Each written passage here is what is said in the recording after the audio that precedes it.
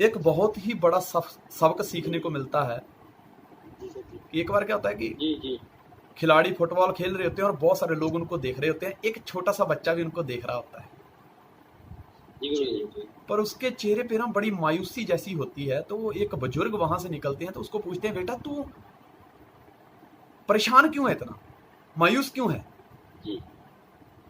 तो वो बच्चा कहता है कि अंकल मुझे समझ नहीं आती कि इस बॉल ने इनका क्या बिगाड़ा है। इतनी ठोकरें मार रहे हैं, इतनी ठोकरें इसको पड़ रही हैं यार, ये किस जन्म का बदला ले रहे हैं, इसको क्यों इतनी लातें मार रहे हैं? तो उस बुजुर्ग ने उस बच्चे के सिर पे हाथ रखा और पता क्या बोला कि बेटा इस बॉल का सिर्फ इतना ही कसूर है कि ये अंदर से खोखला है।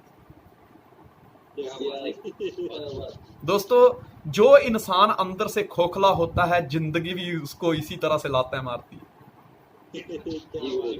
इसलिए रोज कुछ ना कुछ नया सीखते रहें। अगर जिंदगी में तरक्की करनी है, अगर आप चाहते हैं कि जिस कुर्सी पे आज कोई कामयाब व्यक्ति बैठा है, अगर उस कुर्सी पे आप बैठना चाहते हो, तो ये देखो कि उस व्यक्ति ने जिंदगी में क्या क्या सीखा, कहां कहां से प्रेरणा ली, किन सिद्धांतों पे वो चला, उनको फॉलो करो।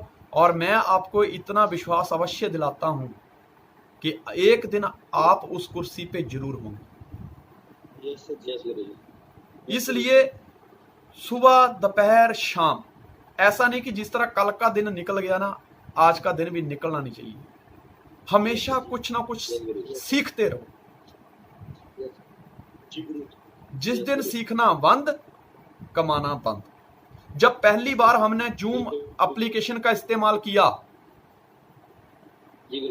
तो हमें इतनी अच्छी तरीके से चलाना नहीं आती।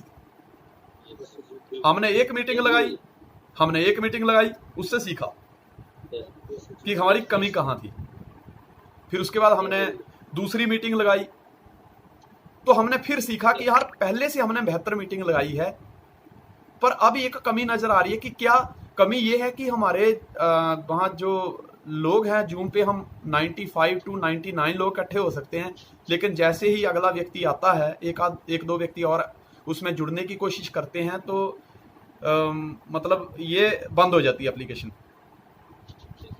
ठीक है, तो हमने क्या किया, हमने उसको सर्च किया, तो फिर 100 से हमने 300 तक पहुंचे, फिर 500 पहुंचे, फिर 1000 पे पहुंचे। आज हम 1000 की मीटिंग लगा रहे हैं।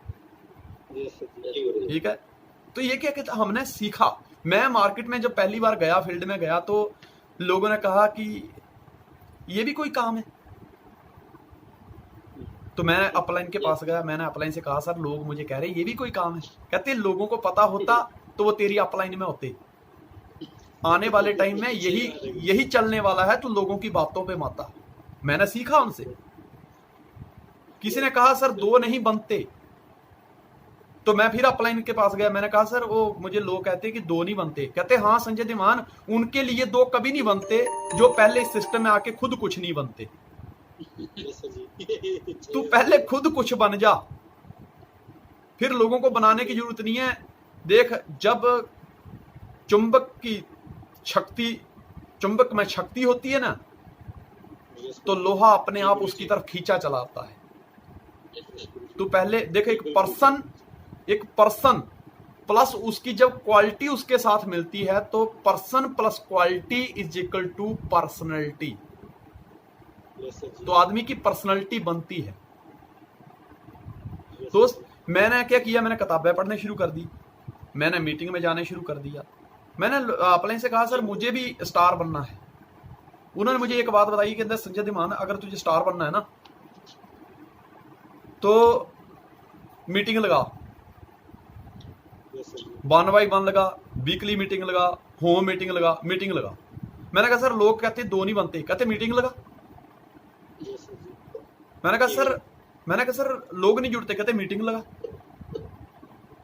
मैं कहा सर ये काम कैसे चले? कहते मीटिंग लगा। मुझे एक चीज समझ आ गई कि अगर आपको अपनी हर समस्या का समाधान करना है, तो उसका एक ही समाधान हो सकता है, वो है मीटिंग लगाओ। वो घर पे बैठ के लगाओ, वर्क फ्रॉम होम, मीटिंग तो आपको लगानी ही पड़ेगी। जिन लोगों का इस समय चल रहा है, जो आज कैप पे हैं, राहुल कैप पे है, आपके और सुनील रजक जी का बहुत अच्छा चेक बनता है, 50,000, 58,000, 60,000, 70,000 वीकली बनता है। आपकी great upline mister Ravindra Raghuvanshi 60,000, 70,000, 90,000, 95,000 weekly बनता है। तो ठीक है ना। तो आप मेरे को एक बात बताओ कि इस सिस्टम में आने से पहले हम जब अपनी आईने में शक्ल देखते तो लगता था हम हफ्ते का इतना कमाएंगे। लेकिन हम लोग कामयाब लोगों की संगत में आए, उन्होंने सपने देखना सिखाए, और वो जो करते गए उन्होंने कहा इसको सीखते जाओ। हम उसको सीखते गए, ये काम जो हमें बहुत मुश्किल लगता था वो आसान होता गया, और ये काम तो आसान होता गया लेकिन एक व्यक्ति भी इंसान होता गया। इसलिए कि ये जो फुटबॉल है उससे बहुत अच्छी शिक्षा मिलती है जो बुजुर्ग ने उस बच्चे को दी थी। ये बहुत ही बड़ा सबक है। मुझे एक बात और याद आ रही है कि एक बहुत ही काबिले तारीफ एक हस्ती थी,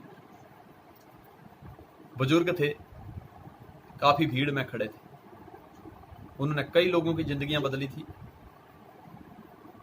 तो एक 20-25 साल का नौजवान व्यक्ति उनके पास गया, चरण छुए और कहा प्रभु हमें भी आशीर्वाद दीजिए, आपने कई लोगों की जिंदगियां बदली हैं, कई लोगों को सलाह दी है, हमें भी कुछ ऐसी सलाह दीजिए कि हम तरक्की कर पाए। तो उस बुजुर्ग ने कहा कि बेटा कभी बर्तन घिसे हैं? तो बोलता हाँ घिसे हैं। बोले किस तरह से घिसते हो? बोले बस जैसे साबुन लगाते हैं और उससे घिसते हैं बस, कूचे से। बोले बर्तन को अंदर से ज्यादा घिसते हो कि बाहर से? बोले अंदर से। बोले बस ये जिंदगी भी बस उस बर्तन की तरह ही है, इसको जब भी घिसने का टाइम आए तो अंदर से ज्यादा घिसना बस। कभी मैं आपको ये कहना चाहता हूं कि कई बार क्या होता है, इंसान छोटी सी बात पे मतलब घर में झगड़ा करने लग जाता है। यार तुम देखते नहीं हो, साबुन नहीं है घर में, है पेस्ट नहीं है, आप बताओ मैं कैसे नहाऊंगा, कैसे ब्रश करूंगा, है तेल नहीं है तो मैं कैसे अपने शरीर की मालिश करूंगा, यार क्रीम नहीं है, यार तुम मेरे को बताते नहीं हो, पहले लिस्ट नहीं बनाते, तो टाइम से जब हम बाजार जाएं तो ये लेके आ जाएं, हैं। पर दोस्त ये सारी चीजें बाहरी हैं। जितना संघर्ष हम बाहर की चीजों के लिए कर रहे हैं ना, उससे ज्यादा संघर्ष हमको अपने अंदर से बदलने के लिए करना पड़ेगा। पंजाबी में एक सॉन्ग था बहुत अच्छा, मुझे थोड़ा थोड़ा याद आ रहा है। कहता जिन्हें अथरू बन के रुड़ जाना वो कजला बहाउण दा की फायदा, जिन्हें ठोकर लगिया टुट जाना वो शीशा चमकाउण दा की फायदा, है। कहता जिन पसीने दे विच बह जाना वो करीम लाउण दा की फायदा। कहता ਜਿਹੜਾ बुरे वेले कम ना आवे उस मूर्ख नूं यार बनाउण दा की फायदा। तो काजल है, देखो सुबह लगाओ, थोड़ा सा पानी से मुंह धो तो वो निकल जाता है। ये सारी चीजें एक उसमें एक बहुत अच्छा सबक मिलता है कि ये सारी चीजें जिनको हम ये समझिए हमारी खूबसूरती के लिए, श्रृंगार के लिए कुछ साधन है जिससे हम कुछ समय के लिए सुंदर दिखते हैं। तो मतलब इसमें हम क्रीम लगाते हैं, पाउडर लगाते हैं, सुंदर इसलिए दिखना चाहते हैं कि हमको कहीं ना कहीं अपने अंदर शंका है कि हम कहीं ना कहीं थोड़े भद्दे हैं। पर दोस्त जितनी केयर हम अपनी बाहर से करते हैं ना, अगर जिंदगी में सपने पूरे करने हैं तो एक सबसे बड़ा सबक ये लेना है कि हमको अपने भीतर की भी उतनी ही केयर करनी पड़ेगी। जिस दिन इन आंखों के जरिए हम अपने भीतर जाएंगे, हम भी तर जाएंगे।